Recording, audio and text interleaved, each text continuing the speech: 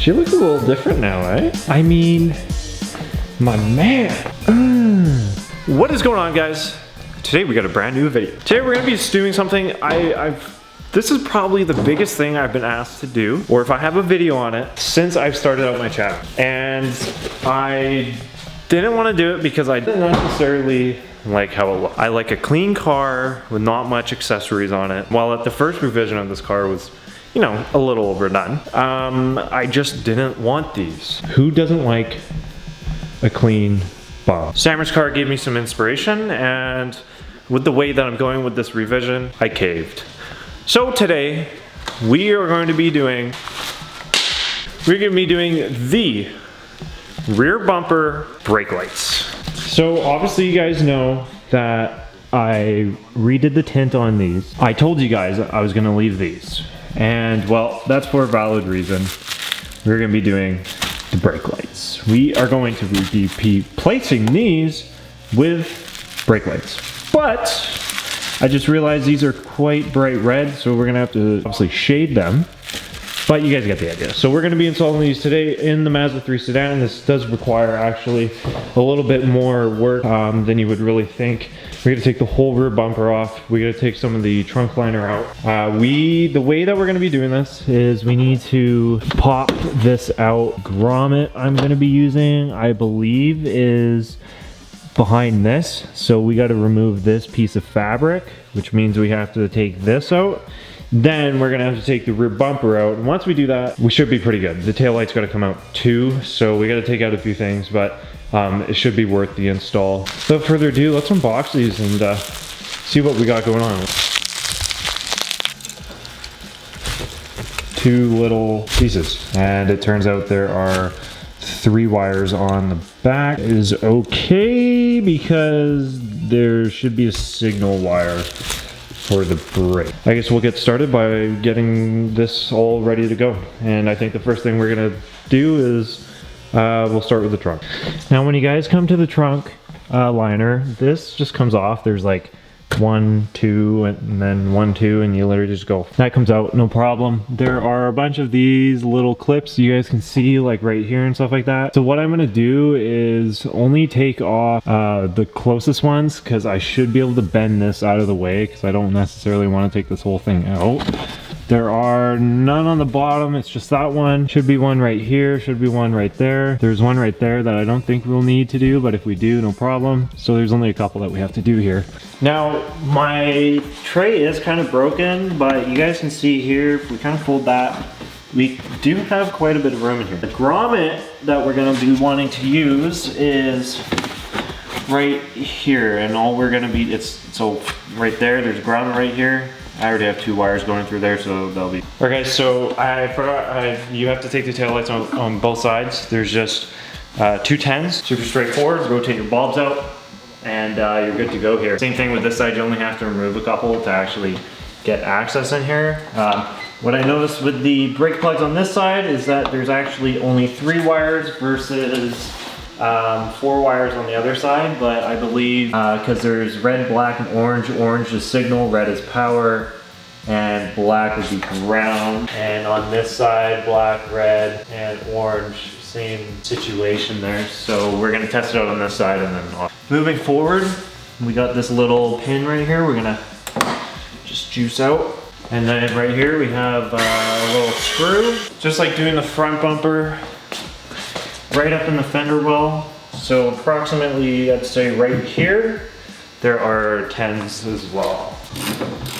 That last piece is out now.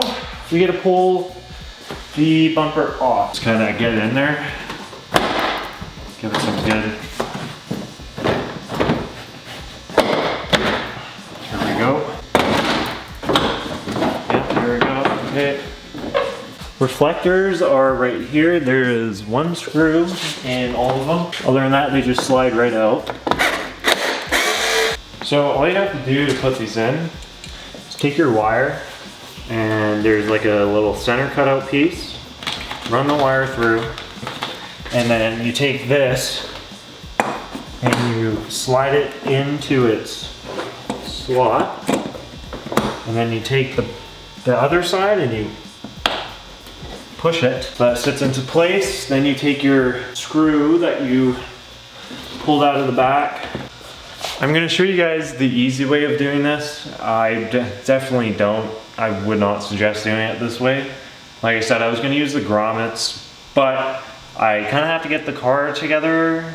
So I'm gonna do this the bad way, you know, right now. But if you guys wanted, you know, because these wires aren't long enough to do it the way that I want, so I'm gonna have to take this all apart and rewire it next week when I'm gonna be tinting these. But just so you guys know, there are grommets on both sides where you can wire them up and call it a day, or you can just cross wire them and then bring them to one light, however you guys want to do it.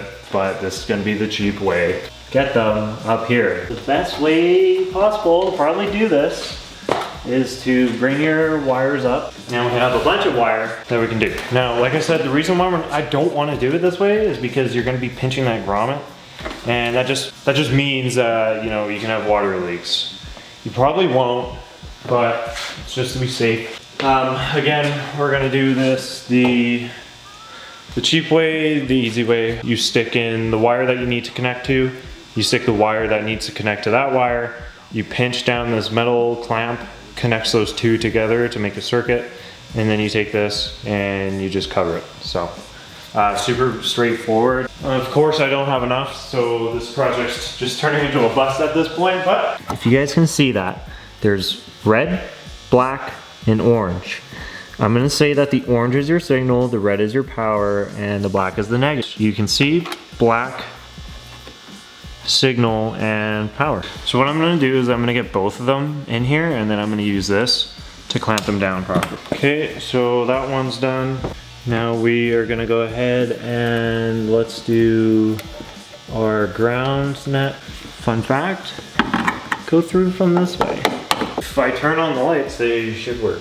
Those are some bright boys. All I did there was, let's see here. You guys can see here, this whole section is a mess, but you can see the signal, the ground, and the power all went to the open. I haven't latched them down yet, but the open ones. So that is all good, which means I can bolt up this side of the bumper. Your seal is gonna be, you know, pinched on this.